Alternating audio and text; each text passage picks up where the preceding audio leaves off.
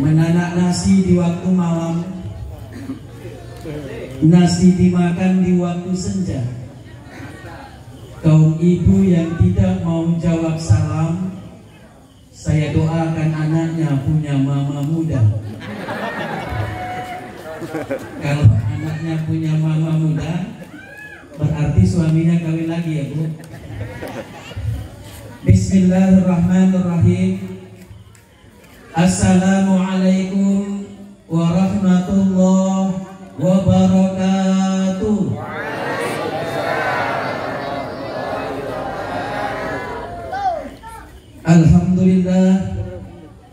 Alhamdulillahilladzi arsala rasulahu bil huda wa dinil haqq liyuzhira 'ala dini kullihi wa kafa billahi shahida. Asyhadu an la ilaha illallah wahdahu la syarika lah wa asyhadu anna Muhammadan abduhu wa rasuluhu la nabiyya ba'da. Amma ba'd. Sebagai hamba Allah yang beriman, mari sejenak kita gunakan waktu untuk merenung bahwa sampai dengan saat dan detik ini kita masih sering mengerjakan sesuatu yang dilarang Allah, masih sering meninggalkan sesuatu yang diperintahkannya kepada kita. Tetapi kasih sayang, curahan nikmat-nikmat Allah setiap waktu, setiap saat, bahkan setiap detik kita terima dan kita rasakan. Saat dan detik ini Allah masih memberikan nikmat iman dan Islam yang senantiasa terpancar di kalbu kita. Allah masih berikan nikmat sehat, nikmat selamat, mulai dari subuh tadi bangun tidur sampai dengan malam hari ini kita masih mampu melaksanakan semua aktivitas. Dan saat ini juga Allah masih beri kesempatan kepada kita untuk hadir di halaman Masjid Istiqomah dalam rangka kegiatan silaturahmi Mimbar Serdang Bedagai. Kemudian alangkah indahnya diiringi dengan salawat dan salam keharibaan junjungan umat Nabi Muhammad SAW. Mudah-mudahan dengan banyaknya kita mengucapkan salawat, banyak kita mengerjakan sunnah-sunnah Rasul, tergolongan kita umat yang akan mendapatkan syafaatnya kelak di yaumil akhir nanti adanya. Amin ya rabbal alamin. Sama kita hormati Bapak Kepala Desa Bapak Edi Muslim, sarjana hukum. Kemudian yang saya hormati pengurus BKM Masjid Istiqomah. Kemudian yang saya hormati Bapak Ibu tokoh agama, pemuka masyarakat, sahabat-sahabat, ustadz-ustadz Mimbar Serge yang hadir. Kemudian Qori'ah kakak saya Haja Supiati yang tadi telah membacakan lantunan ayat suci Al-Quran. Bapak Ibu hadirin yang dimuliakan Allah Subhanahu wa Ta'ala. Ibu kenal nggak dengan saya? Ibu kenal nggak dengan saya?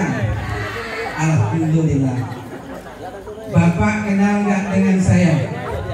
Iya, enggak juga, saya yakin. Kalau ada hari ini ibu dan bapak yang tidak kenal dengan saya, jujur saya katakan, saya kecewa. Kenapa Bapak Ibu? Saya tidak bohong. Kalau Bapak Ibu tidak kenal dengan saya, berarti di rumah Bapak Ibu tidak ada televisi. Atau barangkali mungkin di rumah Bapak Ibu ada televisi, tapi Bapak Ibu tidak pernah lihat televisi. Saya tidak bohong Bapak Ibu. Besok boleh dibuktikan di tes, besok buka televisi pas jam 5 subuh. Buka televisi jam 5 subuh, pas jam 5 channel RCTI. Saya seorang muslim, saya tidak mungkin berbohong. Besok buka pas jam 5 channel RCTI, maka nama dan wajah saya tidak ada di dalamnya. Nah, makanya wajar saja kalau Bapak Ibu tidak kenal dengan saya. Penceramah tadi dari India, Muhammad Ikram. Yang kedua juga saya ibu dari India. Ada 3 ustadz lagi, satu dari Afrika, satu dari... nanti bagi ya, satu Afrika Somalia, ya, pokoknya ya satu dari Papua. Jadi ada 3 ustadz lagi dari Afrika, Somalia dan Papua. India sudah 2. Ya, oke. Jadi kalau Bapak Ibu tidak kenal, biasa. Maka pepatah dalam bahasa Indonesia, tak kenal maka tak sayang maka tak cinta maka tak menikah maka tak punya anak, kalau tak punya anak maka tak enak. Maaf, nama saya Muhammad Akbar Dev. Bu, pakai Dev. Kalau tadi yang pertama, penceramah pertama pakai kan, kalau saya pakai Dev. Yang pakai Dev di India itu cuma 3 Bapak Ibu. 1 Dev di depan, 2 Dev di tengah, 3 Dev di belakang. Dev di depan itu namanya Dev Fanan, bintang Bollywood tahun 60-an. Dev di tengah Ajay Devgan, bintang Bollywood tahun 2000. Dev di belakang Akbar Dev, bintang Bollywood tahun 2020. Aku deh Bu. Itu benar saya, ya. Rumah saya Bapak Ibu di Kampung Pelintahan, Simpang Kampus. Ya, Simpang Kampus kalau Bapak Ibu ya. Simpang Kampung Ibus maksudnya. Disingkat Simpang Kampus. Pas Simpang Kampus itu Bapak Ibu, rumah yang besar tingkat 3 yang mewah sebelahnya. Besar mewah itu tetangga saya. Ya, baik Bapak Ibu, dalam kesempatan ini izinkan saya menyampaikan ada 3 peristiwa yang sangat menyedihkan di dalam kehidupan dunia ini. Sekali lagi saya katakan, ada 3 peristiwa yang sangat menyedihkan dalam kehidupan di dunia ini. Apakah kehidupan yang sangat menyedihkan di dunia ini Bapak Ibu? Kalau hari ini orang tua kita, ayah kita, ibu kita, anak, keluarga, saudara kita meninggal dunia, ternyata dengan hilangnya, berperginya orang-orang yang kita cintai, walau mungkin siapapun yang merasakan, pasti akan merasakan kehilangan. Tapi ternyata saudara-saudaraku, itu bukanlah termasuk salah satu peristiwa yang menyedihkan di dalam kehidupan di dunia ini. Kalau hari ini kita susah, kita tidak punya tempat tinggal, jangankan gubuk yang reot, kita tinggal tidur pun mungkin keliling ke sana kemari atau mungkin di bawah jembatan. Andai itu terjadi kepada kita, ternyata saudaraku, itu juga bukan peristiwa yang menyedihkan. Andai hari ini kehidupan kita susah, kita tidak punya uang, mungkin makan pun kita payah, ternyata itu juga bukanlah sebuah peristiwa yang sangat menyedihkan saudara-saudaraku. Lalu apakah peristiwa yang menyedihkan itu? Ada 3 peristiwa yang sangat menyedihkan di dalam kehidupan di dunia ini. Yang pertama, seorang lelaki yang tidak pernah masuk ke masjid kecuali ketika sudah menjadi jenazah. Bapak Ibu, saya ulangi, seorang lelaki yang tidak pernah masuk ke masjid kecuali ketika sudah menjadi jenazah. Berarti sudah game over, sudah meninggal. Ada di sini Bapak Ibu? Ya, nggak usah dibilang. Dimanapun tetap ada. Pada saat masjid digunakan untuk melaksanakan fardu kifayah, bolehkah masjid digunakan untuk fardu kifayah? Boleh. Silakan untuk melakukan fardu kifayah. Mensolatkan jenazah di masjid boleh, silakan. Tetapi andai orang yang disolatkan di masjid itu selama hidupnya tidak pernah masuk ke masjid, maka sedih kita rasa Bapak Ibu, sangat sedih sekali. Maka oleh karena itu jangan pernah melihat masjid itu hanya dari sisi fisik. Ini alhamdulillah masjid kita sudah selesai. Tadi saya cerita sama Pak BKM, alhamdulillah dengan sudah selesai pembangunan pagar, kemudian di dalam juga alhamdulillah bagus, jamaah bertambah. Iya Pak ya? Iya kan Pak? Bertambah jamaah kita untuk sholat di masjid ini. Oleh karena itu harapan kita, jadikan masjid ini adalah sebagai sebuah hubungan yang sangat menautkan dengan hati kita. Sehingga aktivitas apapun di dalam kehidupan, tetap kita khususnya laki-laki, jadikan masjid sebagai tempat persinggahan untuk mendapatkan ketenangan dan kenyamanan di dalam hati kita. Bu, kalau misalnya suami ibu belum mau sholat ke masjid, tugas ibu untuk mengasih taunya ya Bu. Oh Bu, tugas ibu Ya, kalau misalnya suami ibu belum mau sholat ke masjid, suruh sholat bu, pergi ke masjid. Ya, kenapa? Sebelum berakhir masa hidupnya. Kalau sudah berakhir masa kehidupan manusia, sudah mati, ya, maka sangat luar biasa ruginya. Ya, makanya kalau ada orang tua kita, keluarga kita, saudara kita yang selama hidupnya tidak pernah masuk ke masjid, begitu masuk ke masjid sudah dalam bentuk jenazah, ini adalah sebuah peristiwa yang sangat menyedihkan. Di dalam Al-Quran dijelaskan, Bismillahirrahmanirrahim, wa likulli ummatin ajal, fa iza jaa ajaluhum la yastakhirun sa'atan wa la yastaqdimun. Tiap-tiap umat mempunyai ajal. Apabila telah datang ajalnya, maka mereka tidak dapat mengundurkan barang sesaat pun dan tidak pula dapat memajukannya. Maka ibu-ibu yang cinta dengan bapak, tugas ibu mengingatkannya. Ya, bagaimana caranya? Berikan yang terbaik bu. Ya, berikan yang terbaik. Kalau misalnya ibu mau memberikan yang terbaik buat suami ibu, buat bapak, maka gunakanlah bu bahasa yang santun. Kalau suami kita disuruh untuk yang baik dengan bahasa yang kasar, contoh saya ambil, Pak, bapak udah tua, badan pun udah bau tanah, tapi nggak pernah mau ke masjid. Saya rasa siapapun bapaknya, siapapun suaminya pasti marah, ya kan Pak? Marah kalau dengan bahasa yang kasar, dengan bahasa yang tidak santun. Tapi coba kalau misalnya istri, ibu mau menasehati bapak dengan cara yang bagus. Contoh misalnya, Pak, bapak saya lihat semakin lama semakin tua, wajah bapak semakin tampan kurasa. Bu, pernah muji bapak enggak bu?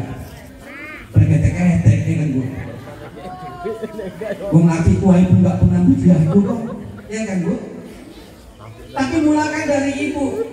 Puji suami ibu supaya suami ibu itu mau memperturuti apa kata ibu.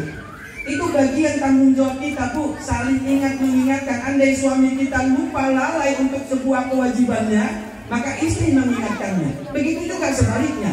Maka dalam konsep mengajak seorang suami untuk pergi datang ke masjid, melaksanakan sholat setiap waktu di masjid, maka istri yang punya peranan. Berikan yang terbaik bapak ibu ya. Jadi ibu bahasanya yang santun kepada bapak. Pak, ku tengok wajah bapak semakin hari semakin lama semakin tua, tapi wajah bapak semakin tampan. Alangkah bagusnya Pak kalau wajah yang tampan itu selalu dibasuh dengan air wudhu dan bapak mau sholat pergi ke masjid. Saya rasa kalau ibu katakan itu kepada suami ibu, kalau itu dikatakan kepada suami ibu, yakinlah pasti suami ibu akan pergi dan menuruti apa kemauan ibu. Karena pernah terjadi bapak ibu, ya ada seorang istri yang mengajak suaminya untuk pergi ke masjid. Karena dengan bahasa pujian seorang istri, akhirnya suaminya tadi berpikir, kalau ini kukerjakan berarti aku menyenangkan hati istriku, kata suaminya. Tapi kalau aku tidak kerjakan apa yang diinginkan oleh istriku, berarti aku menyakiti hatinya. Maka disuruh suaminya, Bang, pergilah abang sholat bang. Abang sholat sana ke masjid istiqomah. Dek, aku memang mau mengikuti apa yang engkau bilang. Tapi bagaimana dengan aku dek? Aku nggak tahu bagaimana caranya sholat. Aku nggak tahu bacaan sholat bagaimana. Bang, nggak ada masalah, pergi aja abang ke masjid istiqomah. Apa yang dikerjakan imam abang ikuti, apa yang dikerjakan jamaah makmum abang ikuti juga bang. Oh gitu aja, iya nggak susah-susah kalau abang punya niat mau sholat. Maka akhirnya diambilkanlah ibu kain sarung pemberian dari suami. Diberikanlah kepada suaminya, bang ini kain sarung baru. Tahu abang kapan belinya? Kapan deh? Ini 25 tahun yang lalu waktu abang menikahi aku. Sarung ini belum pernah dipakai bang. Hari ini karena abang mau pergi ke masjid, pakailah sarung yang ini bang. Alhamdulillah dengan senang hati suami memakai sarung pemberian istri. Ternyata sarung itu nggak pernah dipakai. Sudah 25 tahun bapak ibu. Kemudian akhirnya pergilah suami meninggalkan rumah pergi ke masjid. Begitu 100 meter dari rumah terdengar suara gaib bapak ibu. Apa suara gaibnya? Dengarin. Tetangganya bu, Dengarin tuh Bapak Ibu, selama hari ini si Bapak nggak pernah ke masjid. Begitu ke masjid tetangga bertanya, ya buang tapi ya kawan tuh. Biasa di warung aja, mabuk-mabuk. Ini tengok pergi ke masjid. Terkadang Bapak Ibu mohon maaf, orang berbuat baik aja zaman sekarang susah. Orang berbuat baik salah. Orang mau berubah dari sesuatu yang nggak bagus ke bagus juga salah terkadang. Makanya pada saat itu terjadi, pada si Bapak itu dibilang dengaran, dia berpikir, Mak, luar biasa cobaan. Lanjutkan atau tidak? Kalau dilanjutkan, beban moral. Kalau nggak dilanjutkan, nggak enak sama istri. Akhirnya diteruskanlah pergi ke masjid. Sampai di jalan ketemu dengan orang, nanti Kang, nang masjid, loh, engkau masjidnya roboh. Selama hari ini nggak pernah ke masjid. Begitu ke masjid bawaan orang negatif saja Bapak Ibu. Akhirnya singkat cerita, pergi sampai di masjid. Begitu sampai di masjid, alhamdulillah Bapak Ibu naas. Bapak yang tadi nggak pernah masuk ke masjid sholat, pas posisinya di belakang imam. Posisinya di belakang imam. Cuma dia nggak galau, dia nggak khawatir. Dia ingat apa kata istrinya, Bang, kalau sholat di masjid apa yang dikerjakan imam ikutin aja. Akhirnya singkat cerita, Allahu Akbar kata imam. Imam membaca Al-Fatihah, membaca ayat, kemudian Allahu Akbar, imam pun ruku.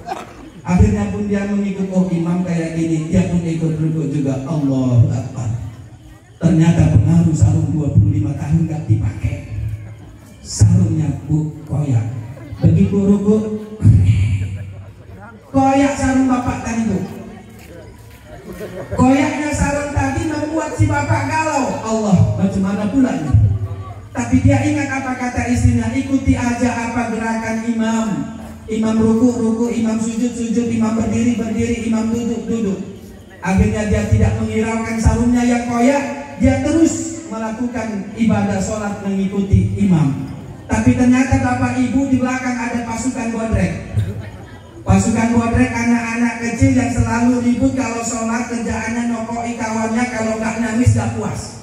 Begitu ada pandangan yang selama hari ini nggak pernah dilihat, mereka kompromi dan musyawarah. Dipanggilnya kawannya,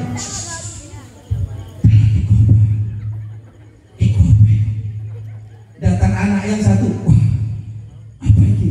Datang anak yang agak-agak bandel di dojal daging oktogol, di rogohnya Bu. Dalam hati orang yang sarungnya koyak tadi berpikir, oh dalam sholat ada juga rogoh-rogohnya. Karena tak tahu dia, akhirnya aku dirogoh dari belakang, berarti aku harus rogoh ke depan. Akhirnya yang sarungnya koyak tadi merogoh ke depan Bapak Ibu, nggak tahu Bapak itu adalah imam. Begitu dirogoh, imam tadi berpikir, wes 15 tahun aku jadi imam nang masjid iki. Urung eneng sing merogoh, ini kok sapa pula lah merogoh nang sarung. Akhirnya tadi anak tadi nggak melepas pegangan yang di sarung koyak tadi. Bapak itu pun memegang imam, nggak lepas-lepas. Akhirnya berpikir, terakhir karena kelamaan megang, ditunjanglah yang memegang tadi Bapak Ibu oleh imam. Kenalah makmum yang sarungnya koyak. Kemudian yang sarungnya koyak berpikir, oh dalam sholat ada juga main tunjang. Tunjang juga yang di belakang. Akhirnya rusuh. Itulah kalau kita tidak mempunyai ilmu. Oleh karena itu Bapak Ibu, pada saat dan konsep bagaimana kita mampu mengajak suami kita untuk pergi sholat ke masjid, maka tanggung jawab kita Ibu, tanggung jawab kita. Bantu suami kita untuk menjadi hamba Allah yang beriman.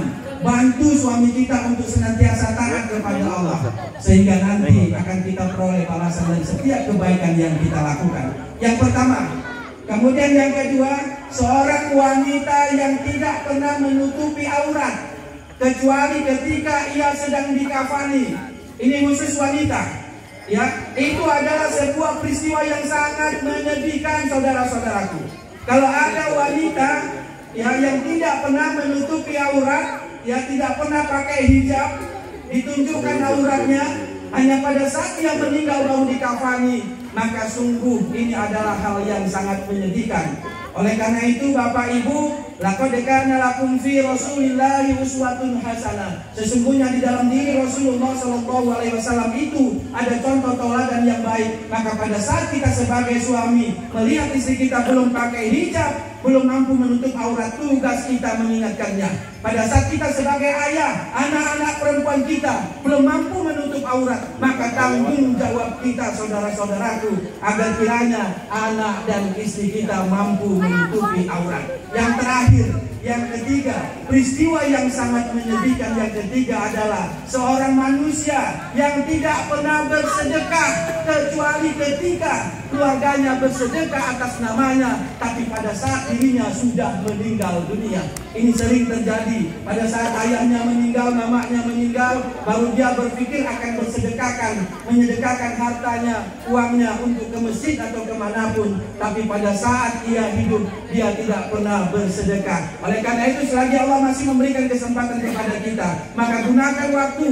Andai Allah memberikan rezeki, yakinlah saudara-saudaraku bahwa rezeki yang kita dapat itu ada hak orang lain di dalamnya. Hak itu harus kita keluarkan agar kita kiranya harta yang kita peroleh itu adalah harta yang berkah, dan insya Allah kita selamat di dalam kehidupan di dunia dan di akhirat. Oleh karena itu, sedekah tidak perlu banyak, yang penting ikhlas itu dulu. Kalau sekarang sedekah harus banyak, harus ikhlas untuk yang terbaik buat kita semua. Terima kasih atas segala perhatian. Mohon maaf atas segala kekurangan. Yang benar datang dari Allah, yang salah datang dari saya, manusia yang bodoh dan jauh dari kata sempurna. Wallahul muwaffiq ila aqwamit thoriq. Assalamualaikum warahmatullahi wabarakatuh.